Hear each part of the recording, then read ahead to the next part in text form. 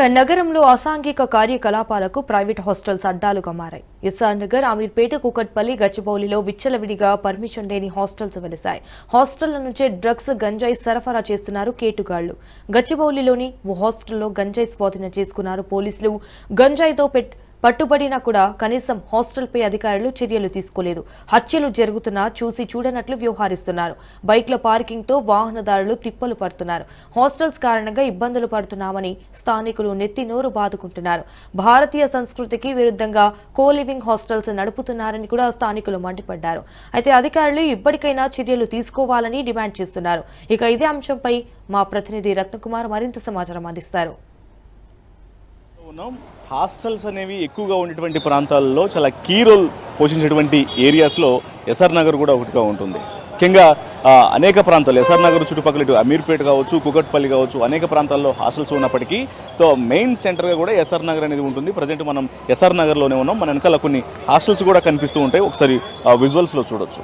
ఇక పక్కనే left side అలాగే రైట్ సైడు రెండు వైపులో కూడా హాస్టల్స్ అనేవి కనిపిస్తూనే ఉంటాయి. అయితే ఈ హాస్టల్స్కు సంబంధించి వీళ్ళకి పర్మిషన్స్ సంగతి అటు ఉంచితే మాత్రం వీరు రోడ్స్ని ఆక్యుపై చేసేటువంటి తీరు మాత్రం ఇటు ప్రయాణికులకు చాలా ఇబ్బందికరంగా మారుతూ ఉంటుంది. మనం ఒకసారి విజువల్స్లో చూస్తే మొత్తం పూర్తిగా హాస్టల్స్కు సంబంధించినటువంటి బైకులు మొత్తాన్ని కూడా పార్క్ చేస్తూ ఉంటారు.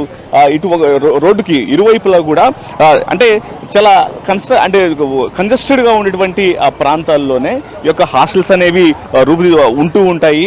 సో వీరికి సంబంధించి పర్మిషన్స్ విషయం గురించి అడిగినప్పుడు మాత్రం ఎటువంటి పర్మిషన్స్ అనేవి కూడా కనిపించవు. పర్మిషన్స్ ఉండవు, కానీ ఇష్టానుసారంగా బైకులు మొత్తాన్ని కూడా పార్క్ చేస్తూ ఉంటారు. దీనివల్ల వాహనదారులు అనేక ఇబ్బందులు పడుతూ ఉంటారు. ఇటు వచ్చేవాళ్ళు కావచ్చు, ఇక్కడ లోకల్గా ఉన్నటువంటి స్థానికులు కావచ్చు, లేకపోతే ఈ రూట్లలో ప్రయాణించేటువంటి వాహనదారులు కావచ్చు, వీళ్ళందరూ కూడా నిత్యం ఇబ్బందులు పడుతూ ఉంటారు. కానీ వీటికి సంబంధించి అధికారులు ఎటువంటి చర్యలు తీసుకోరు. మరోవైపు ఇక్కడ ఉన్నటువంటి హాస్టల్కు సంబంధించినటువంటి యాజమాన్యం ఎవరైతే ఈ హాస్టల్స్ను నిర్వహిస్తున్నటువంటి వ్యక్తులు కూడా కనీస జాగ్రత్తలు అనేవి పాటించరు.